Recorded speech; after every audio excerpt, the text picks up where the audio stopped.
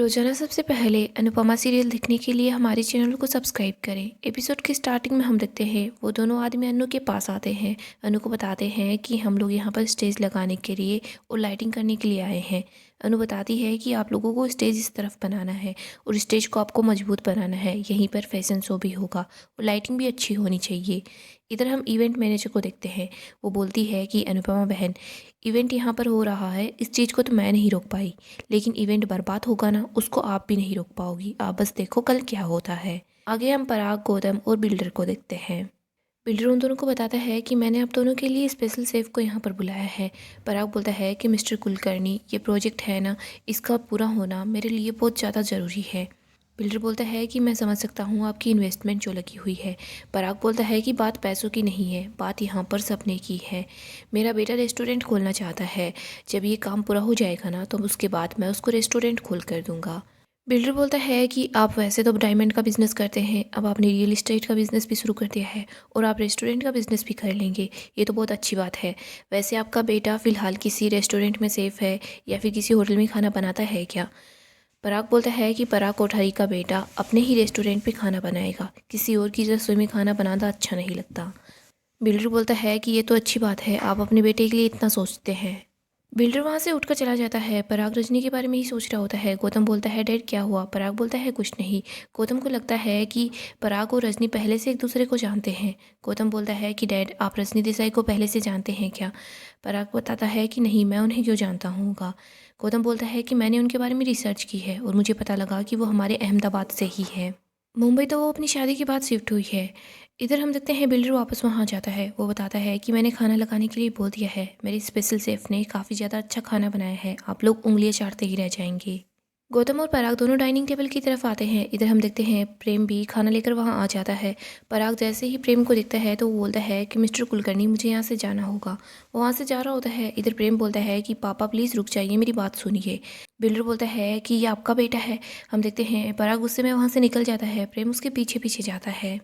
इधर बिल्डर गौतम को बोल रहा होता है कि ये पराग कोठारी का बेटा है, लग तो नहीं रहा था। आगे हम अनु और चोल के लोगों को देखते हैं। अनु यहाँ पर स्टेज बनवा रही होती है। वो बताती है कि इसे ठीक से करना, मजबूत बनाना है। जस्सी आती है और वो बोलती है कि इस इवेंट की वजह से हमारी चोल की तो वाइब ही बदल गई है। जस्सी बोलती है, और वैसे भी दिवाली के बाद चोल है ना, बिल्कुल सोना सोना सा हो गया था। वैसे अनु ये बता कि हम अपने प्रोडक्शन हाउस वाले लोगों को भी बुला ले। अनु बोलती है, हाँ बुला ले। जैसे हम जहाँ रहते हैं वो लोग हमारा परिवार होता है ना, वैसे ही हम जिनके साथ काम करते हैं वो भी तो हमारा परिवार होता है। जस्सी बोलती है, मैं तो हमारे ही फ़ायदे के लिए बुला रही थी। अनु बोलती है कि तू इसमें भी फ़ायदा देख रही है। इधर हम देखते हैं भारती भी वहाँ जाती है। भारती अनु और जस्सी को बोलती है कि ये लोग कौन है। अनु बताती है कि इवेंट कंपनी वालों ने इन लोगों को भेजा है ताकि ये लोग यहाँ पर काम कर सकें। भारती बोलती है, अच्छा, लेकिन मैं कब से नोटिस कर रही हूँ ये दोनों है ना काम कम कर रहे हैं और कॉल पर ज़्यादा बात कर रहे हैं। जस्सी बोलती है, आजकल है ना ऑटो वाले लोग भी हमेशा बस कानों में ईयरबड लगा कर घूमते हैं और फ़ोन चलाते रहते हैं। और वैसे ही रही बात इनकी शक्ल की, तो बाबा जी ने जैसी शक्ल दी है वैसी शक्ल ही तो लेकर घूमेंगे। अनु बोलती है, भारती तू फिक्र मत कर, मैं इन दोनों पर नज़र रखती हूँ, मैं देखती हूँ कि ये काम ठीक से करते हैं या नहीं। अनु उन दोनों के पास आती है, बोलती है, भैया जल्दी जल्दी हाथ चलाइए, काम जल्दी कंप्लीट करना है। वो दोनों बोलते हैं, मैम ये हमारे रोज़ का काम है, आप फिक्र मत कीजिए, हम आराम से कर लेंगे। परी अनु को आवाज़ लगाती है। अनु बोलती है, तुझे जो कुछ बोलना है इधर आकर बोल। इधर हम देखते हैं स्टेज जो लगा रहे होते हैं वो बोलते हैं कि मैडम आप जाइए, ये काम हम लोग अच्छे से कर लेंगे। अनु बोलती है कि कोई गड़बड़ नहीं होनी चाहिए। वो दोनों बोलते हैं, हम बोल रहे हैं ना ये हमारे रोज़ का काम है। अनु बोलती है, कान्हा जी बस कोई गड़बड़ ना हो, सब कुछ अच्छे से हो जाए। ये इवेंट इतना ज़्यादा शानदार हो कि मेरी परी और ईशानी दोनों को काम मिल जाए, इन दोनों की लाइफ बन जाएगी। परी फिर से अनु को आवाज़ लगाती है, बोल रही होती है, अनुमा इधर आइए ना। अनु बोलती है कि हाँ आ रही हूँ। इधर हम देखते हैं उन दोनों के पास फिर से किसी का कॉल आता है। उसके पास कृतिका जी का कॉल आता है। वो बोलता है कि मैडम जी आप फिक्र मत करो, काम अच्छे से हो जाएगा। आगे हम प्रेम और पराग को देखते हैं। प्रेम बोल रहा होता है, पापा प्लीज़ एक बार मेरी बात सुन लीजिए। पराग बोलता है कि हर बाप अपने बेटे को शेर बनता हुआ देखना चाहता है, यूँ नहीं कि उसका बेटा भेड़ बकरियों के बीच खड़ा रहे। हम अगर दूसरों के घर में खाना खाते हैं ना तो भी 1000 बार सोचते हैं। तूने दूसरों के घरों में खाना बनाने से पहले एक बार भी नहीं सोचा? तूने दूसरों के घर का चूल्हा नहीं जलाया है, उसके साथ साथ अपने बाप की इज्जत भी जला दी। गौतम बीच में बोलने लगता है, लेकिन पराग गौतम को चुप रहने के लिए बोलता है। पराग बोलता है प्रेम बताना तूने ऐसा क्यों किया। प्रेम बोलता है क्योंकि खुशी मिलती है। पराग बोलता है कि दूसरों में के घरों में खाना बनाने से खुशी मिलती है। प्रेम बोलता है नहीं, खाना बनाने में खुशी मिलती है, मुझे मानिक बनने में खुशी नहीं मिलती। प्रेम पराग को समझाता है कि आजकल सेलिब्रिटी शेफ्स भी है ना, वो लोग भी दूसरों के घरों में जा जाकर खाना बनाते हैं। पराग बोलता है कि कोई और क्या करता है उससे मुझे मतलब नहीं है, मुझे मतलब है तो सिर्फ अपने बेटे से मतलब है, लेकिन मेरे बेटे को तो मुझसे मतलब ही नहीं। पराग बोलता है प्रेम तो ये सब कुछ कर रहा था और हमें बताना तक ज़रूरी नहीं समझा। प्रेम बोलता है कि आप अपना गुस्सा देखिए, अपना रिएक्शन देखिए, इसी वजह से मैंने आपको कुछ भी नहीं बताया। आपने अपने सारे के सारे पैसे रियल इस्टेट के बिज़नेस में लगा दिए। मुझे पता है रेस्टोरेंट खोलने के लिए पैसे नहीं है। मैं आपसे शिकायत नहीं कर रहा, मैं बस आपको इतना बता रहा हूँ, मैं जितना प्यार आपसे करता हूँ ना, उतना ही प्यार मैं अपने सपने से भी करता हूँ। पराग बोलता है कि तू मुझसे प्यार नहीं करता, तू सिर्फ अपने सपने से प्यार करता है। प्रेम तू मुझसे प्यार नहीं करता, अगर तू मुझसे प्यार करता ना तो तू सब्र करता, और अगर सब्र भी नहीं करता तो तू मुझसे बात करता। मैं तेरे लिए इतना बड़ा रेस्टोरेंट बनाना चाह रहा हूँ और तू यहाँ क्या कर रहा है। प्रेम पराग को गले लगा लेता है और बोलता है कि पापा, मैं आपसे बहुत ज़्यादा प्यार करता हूँ। पापा, आप पर तो मुझे खुद से भी ज़्यादा भरोसा है। मैदान में पड़े पड़े तलवार पर जंग लग जाता है। मैं अपने हुनर को निखारने की कोशिश कर रहा था पापा, इसीलिए मैं दिन रात मेहनत कर रहा था। मैंने अपने पापा को दिन रात मेहनत करते हुए देखा है, लेकिन मैं कुछ भी नहीं कर पा रहा। इसी बात पर मुझे शर्म आ रही थी कि मेरे पापा इतना कुछ करते हैं, और मैं भी इसी वजह से मेहनत कर रहा था ताकि मैं आपका नाम रोशन करूं। प्लीज़ पापा, आप मुझे समझने की कोशिश कीजिए।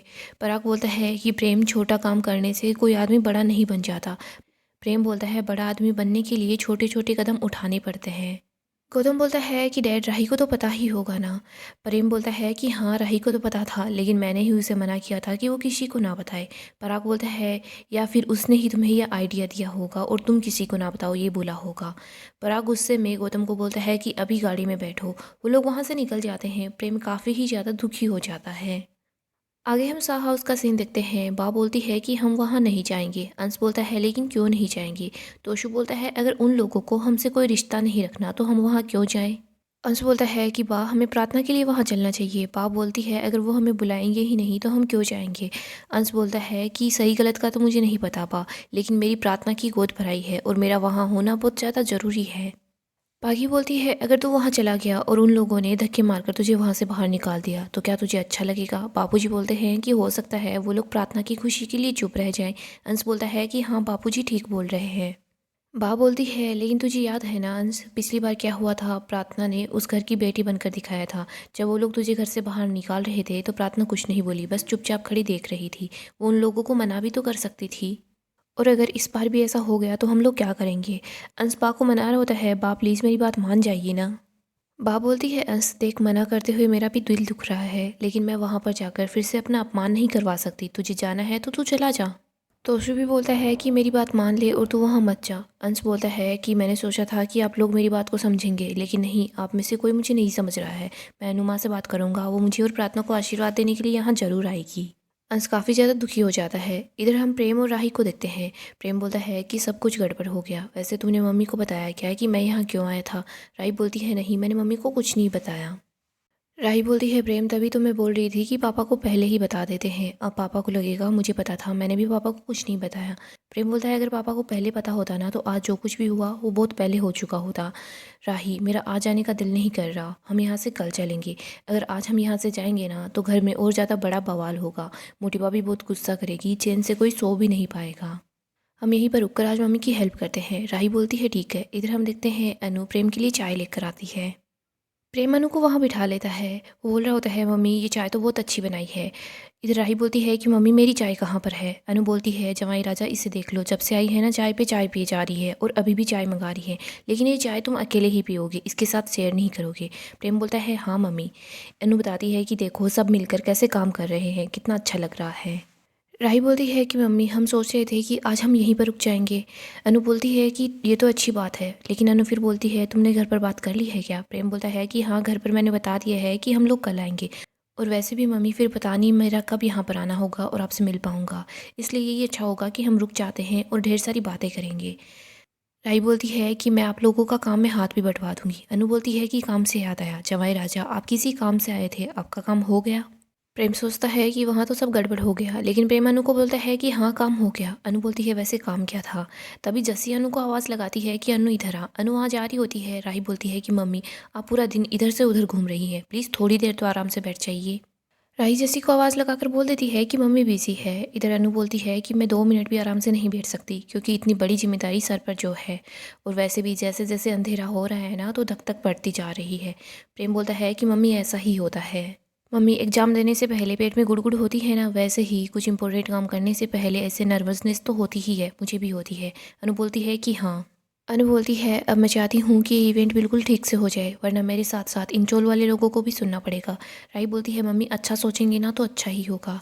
इधर हम देखते हैं वो दोनों आदमी अन्नू को ही देख रहे होते हैं। इसके बाद वो अपना काम करना शुरू कर देते हैं। आगे हम कोठारी हाउस का सीन देखते हैं। मोटिवा को पता चलता है कि प्रेम दूसरों के घरों में जाकर खाना का बनाता है। मोटिवा को इस बात पर बहुत गुस्सा आता है। मोटिवा बोलती है कि प्रेम है ना, उन दोनों माँ बेटी के साथ रहकर ये काम भी करने लग गया है। हमारे घर में हीरा पैदा हुआ था, लेकिन वो हीरे जैसा नहीं है। हमने कभी भी कांच के टुकड़े को हीरा बनते हुए नहीं देखा, लेकिन हीरे को कांच का टुकड़ा बनता हुआ देख रहे हैं। माही बोलती है कि ना तो प्रेम ने कुछ बताया और ना ही राही ने कुछ बताया। मोटिवा बोलती है कि कुछ और चीज़ बदले या ना बदले, लेकिन बहू के साथ रह रहकर बेटे जरूर बदलने लग जाते हैं। मोटिवा बोलती है पराग मैंने तुम्हें पहले ही बोला था कि प्रेम को बिजनेस में ही रहने दो, लेकिन तू ही चला था उसका सपना पूरा करने में। तू ही है जो बिजनेस को संभाल सकता है, तुझे बस अपने रियल एस्टेट के बिजनेस पर पूरा फोकस रखना है। गौतम बताता है कि आप फिक्र मत करो, वो प्रोजेक्ट अच्छा चल रहा है और वैसे भी रजनी से मीटिंग काफ़ी अच्छी हुई है। मोटिवा बोलती है कि रजनी से मिला दूँ, वो कैसी औरत है। तभी पराग याद करता है कि रजनी ने बोला था कि मैं भले ही एक बार हार चुकी हूँ, लेकिन अब मैंने हार मानना बंद कर दिया है। मोटिवा बोलती है बता ना पराग। पराग मोटिवा को देखने लग जाता है। इधर अनु सब लोगों को देखते हैं। अनु सबके लिए चाय लेकर आती है। अनु बोलती है कि आप सब लोगों ने बहुत अच्छा काम किया। अनु बोलती है अब सब लोग अपनी अपनी पीठ थपथपाओ और अपने आप को शाबाश दो। सब अनु को देख रहे होते हैं। अनु बोलती है क्या हुआ, अगर हम लोगों ने अच्छा काम किया है, कोई और हमारी तारीफ नहीं कर सकता, तो कम से कम हम ही अपनी तारीफ कर ले। अनु अपनी पीठ थपथपाती है और बोलती है कि वेल डन अनुपमा। इधर हम देखते हैं सभी लोग अपनी पीठ थपथपाते हैं। अनु बोलती है कि ये काम आप लोगों के बिना नहीं हो पाता। अनु चोल के सभी लोगों को थैंक यू बोलती है कि आज ये हमारा चोल चोल नहीं लग रहा है, ऐसा लग रहा है कि यहाँ पर हमेशा से ही बड़े बड़े इवेंट होते आए हैं। देखो कितना अच्छा लग रहा है। जैसी वहाँ आती है वो बोलती है कि अनु ये कैसा लग रहा है। वहाँ पर पोस्टर लेकर आती है। अनु बोलती है कि ये तो बहुत अच्छा है। अनु देखती है कि वहाँ पर डांस रानीज में सिर्फ अनु की ही पिक्चर है। अनु बोलती है कि तूने सिर्फ मेरी पिक्चर क्यों डाली है। जैसी बोलती है कि अनु डांस रानीज के लिए तू ही तो हमारी गुरु है ना, तो फिर तेरी अकेले की पिक्चर ही काफ़ी है। सब बोलते हैं कि हाँ अनु जैसी ठीक बोल रही है। अनु बोलती है कि अब मुझे लग रहा है कि सब कुछ अच्छा अच्छा होगा। इधर हम दोनों आदमियों को देखते हैं। वो अपनी बॉस के पास कॉल करते हैं, उसको बताते हैं कि मैडम जी काम हो गया है। इधर वो बोल रही होती है कि अनुपमा जी इसके बाद इवेंट करवाना तो क्या, इवेंट में जाना भी छोड़ देगी। अगली सुबह हम जोल के सब लोगों को साथ देखते हैं। सब मिलकर गणपति बप्पा की आरती करते हैं। अनु पापा से प्रे करती है कि पापा आपने अगर हमें इतना बड़ा मौका दिया है तो प्लीज़ आप ध्यान रखिएगा, हमने बहुत मेहनत की है, सब कुछ अच्छा हो। मौका इतना बड़ा है ना तो डर भी ज़्यादा लग रहा है, प्लीज़ आप मुझे हिम्मत दीजिएगा कि मैं सब कुछ संभाल सकूँ। अनु प्रसाद देने लगती है। तभी वहाँ पर रजनी आ जाती है। वो बोलती है कि ला पहले प्रसाद दे। अनु बोलती है कि रजनी क्या हुआ, तू इतनी सुबह सुबह यहाँ पर आ गई। रजनी बोलती है पहले प्रसाद दे बाद में बताऊंगी। अनु बोलती है लेकिन हुआ क्या है। रजनी बोलती है सरिता ये देखो आपकी अनुपमा है ना, ये इतनी उल्लू है। रजनी हंसने लग जाती है और बोल रही होती है कि उल्लू बनाया बड़ा मज़ा आया। अनु बोलती है यहाँ पर इतने सारे लोग नहीं होते ना तो मैं सच में तुम्हें थप्पड़ लगा देती। रजनी बोलती है अनु क्या करूँ मैं, जब भी तुम्हारे सामने आती हूँ ना तो मैं भूल जाती हूँ कि मैं रजनी देसाई नगर सेविका हूँ। तो जब भी मेरे साथ होती है ना तो मैं बचपन वाली रज्जू बन जाती हूँ। अनु बोलती है लेकिन तू सुबह सुबह यहाँ पर कैसे। रजनी बताती है कि मैं तो यहाँ पर तैयारी देखने के लिए आई थी। जब मैं यहाँ पहुँची ना तो मुझे लगा कि मैं शायद गलत एड्रेस पे आ गई हूँ। तैयारी तो तुम लोगों ने काफ़ी अच्छी की है। अनु बोलती है कि मैंने अकेले ने कुछ नहीं किया, चोल के सब लोगों ने मिलकर ही सब कुछ किया है। सभी लोग अनु की तारीफ करते हैं, रजनी की भी तारीफ करते हैं। रजनी सोच रही होती है कि इस चोल में सभी लोग अनु के भक्त बन गए हैं, लेकिन चलो ये भी अच्छा ही है। इधर राही को कुछ गड़बड़ लगती है। रजनी अनु को बताती है कि जब से सब लोगों को पता चला है ना कि इवेंट इस चोल में हो रहा है ना तो सब लोग कितनी तारीफ किए जा रहे हैं और बहुत ही ज़्यादा एक्साइटेड हैं। अनु बोलती है सब लोग। रजनी बोलती है कि तुम लोग सोशल मीडिया देखते नहीं हो क्या। इधर हम तोशु को देखते हैं। तोशु बैठा होता है अपना फ़ोन देख रहा होता है। बोलता है कि मम्मी है ना हर जगह पर छाई हुई है, गली में तो कोई मेरा नाम ही नहीं जानता है, लेकिन देखो हर जगह बस मम्मी मम्मी का नाम हो रखा है। काश मेरा भी नाम हो जाता तोशु तोशु तोशु। बा बोलती है जब तेरी पिटाई होती है ना बस तेरा नाम तभी होता है। और वैसे बता अनुपमा क्या कर रही है। तोशु बताता है कि मम्मी है ना वो चोल में इवेंट कर रही है। बा बोलती है कोई छोटी मोटी पूजा वूजा होगी। किंजल वहाँ आती है, वो बोलती है कि पूजा नहीं है बा, सच में बहुत बड़ा इवेंट होने वाला है वहाँ पर। किंजल बताती है कि वहाँ पर बड़े बड़े सेलिब्रिटीज, बड़े बड़े लोग आने वाले हैं, इवेंट काफ़ी ज़्यादा बड़ा होने वाला है। किंजल बताती है कि मज़े की बात तो ये है कि इवेंट में जो भी कपड़े पहने जाएंगे ना डांस रानीज द्वारा, वो सारे के सारे परी ने डिज़ाइन किए हैं। किंजल बताती है कि पहले ये इवेंट कहीं और होने वाला था, वहाँ पर गड़बड़ हो गई, उसकी वजह से इवेंट चोल में हो रहा है। किंजल बताती है कि सब कुछ मम्मी संभाल रही है, तो शु बोलता है कि काश मैं भी वहाँ पर होता, इवेंट की टिकट ब्लैक में बेचता, 4-5 लाख रुपए तो कमा ही लेता। पाखी भी वहाँ पहुँच जाती है। पाखी सबको बताती है कि डांस रानीज को रैंप वो कोई और नहीं मेरी ईशानी ही सिखा रही है। किंजल, पाखी सभी लोग काफ़ी ज़्यादा खुश होते हैं। किंजल बोलती है कि मम्मी दोनों के लिए बहुत कुछ कर रही है। पा बोलती है कि हाँ, अनुपमा ही है जो उन दोनों को संभाल सकती है, उनके लिए इतना कुछ कर रही है। बा बोलती है कि बस ये इवेंट अच्छे से हो जाए, कोई भी गड़बड़ ना हो। तभी हम देखते हैं वहाँ पर एक कांच टूट जाता है। इधर हम रजनी को देखते हैं। रजनी अनु को बताती है कि देख, सोशल मीडिया पर कितने अच्छे अच्छे कमेंट्स हैं। सब बोल रहे हैं कि अब की बार डांस रानीज का जलवा है ना वो मुंबई में दिखा जाएगा, और जब फैशन है ना वो ज़मीन से उठता है ना तो आसमान को छूता है। अनु बोलती है ये लाइन कितनी अच्छी है। रजनी बोलती है ये किसी आम इंसान ने नहीं लिखी है, ये काफ़ी बड़ी फैशन डिजाइनर है, उसने लिखी है। अनु बोलती है कि सब लोगों तक ये बात पहुंच गई। रजनी बोलती है कि हाँ। अनु बोलती है कि अगर हम ठीक से देखें ना तो सोशल मीडिया का काफ़ी सारा यूज भी है। अनु बोलती है कि इवेंट के बारे में इतने सारे लोगों को पता है, अब तो गलती से भी गलती नहीं हो सकती। दोस्तों, डेली अपडेट के लिए आप हमारे चैनल को सब्सक्राइब करें, साथ ही साथ वीडियो को भी लाइक कर दें। गाइस, अपकमिंग एपिसोड काफ़ी ज़्यादा धमाकेदार होगा। अपकमिंग एपिसोड में हम देखेंगे फैशन शो स्टार्ट हो जाता है, सभी लोग वहाँ पर इकट्ठे हो जाते हैं। यहाँ पर हम देखते हैं सब लोग काफ़ी ज़्यादा एक्साइटेड होते हैं और बहुत ही ज़्यादा खुश होते हैं। कृतिका भी वहाँ पहुँच जाती है। कृतिका स्टेज पर आती है, वो बोल रही होती है कि हम स्टार्ट करते हैं स्वयंकर्ता ब्रांड के पहले फैशन शो का। इधर हम देखते हैं अनुपमा स्टेज पर आ जाती है और वो रैंप वॉक करती है। अनु सबको बता रही होती है इस फैशन शो में जितने भी कपड़े यूज किए जाएंगे ना, वो सारे के सारे कपड़े पुराने कपड़ों से बनाए गए हैं। सभी लोग अनुपमा और बाकी सब लोगों के कपड़े देखकर काफ़ी ज़्यादा इम्प्रेस हो जाते हैं। इधर हम उन दोनों आदमियों को देखते हैं, वो दोनों बात कर रहे होते हैं कि जैसे ही शो स्टार्ट होगा ना तो हमें अपना काम कर देना है। हम देखते हैं उनमें से एक को छींक आ जाती है। इधर राही को उनकी आवाज़ सुनाई देती है। राही को पता चलता है कि यहाँ पर पास में कोई ना कोई तो है। हम देखेंगे राही वहाँ पर जाती है। इधर हम देखते हैं वो दोनों सोच रहे होते हैं कि हमें जल्दी ही गड़बड़ करनी होगी, वरना सब कुछ बर्बाद हो जाएगा। हम देखते हैं रजनी भी वहीं पर होती है। रजनी सब लोगों के सामने होती है, वो काफ़ी ज़्यादा खुश नज़र आती है, लेकिन वो अपने मन ही मन में गुस्से में होती है क्योंकि रजनी नहीं चाहती कि अनु इतनी ज़्यादा तरक्की करे। रजनी सोचती है कि अगर अनु ऐसे ही तरक्की करती रही ना तो फिर सभी लोग अनुपमा की ही बात मानेंगे और अनुपमा भी मेरी बात नहीं मानेगी। रजनी ने सोच रखा होता है कि चोल के बारे में मैं पहले से ही अनुपमा से बात कर लूँगी, मैं खुद लोगों को कुछ नहीं बोलूँगी, अनु ही सब लोगों को बोलेगी, वो लोग चोल खाली कर दे, यहाँ पर टावर बन जाएगा। इधर हम देखते हैं मोटिबा, राही और प्रेम दोनों पर ही बहुत ज़्यादा गुस्सा होती है। मोटिबा बोलती है कि पहले तो वो बिना बताए यहाँ से चले गए और आज यहाँ पर आ भी नहीं रहे, उन्होंने किसी को बताना ज़रूरी भी नहीं समझा। कहती बार बार प्रेम और राही दोनों को बचाने की कोशिश करती है। वो बोलती है कि उन्होंने मुझे कॉल करके बता दिया था। इधर हम पराग को देखते हैं, वो रजनी के बारे में ही सोच रहा होता है। मोटिबा पराग से बात करने के लिए आती है। पराग को बोलती है कि तूने बताया नहीं वो औरत कैसी है। यहाँ पर हम देखेंगे पराग मोटिबा को बता देता है कि वो कौन थी। मोटिबा बोलती है लेकिन वो तो बिल्कुल छोटे से घर थी, अचानक से इतनी बड़ी नेता कैसे बन गई। इधर हम देखते हैं पराग मोटिबा को सब कुछ सच सच बता देता है। सो दोस्तों, नेक्स्ट एपिसोड काफ़ी ज़्यादा धमाकेदार होगा। अगर आपको अपडेट जानना पसंद है तो आप हमारे चैनल को सब्सक्राइब कर लें, साथ ही साथ वीडियो को लाइक भी कर दें।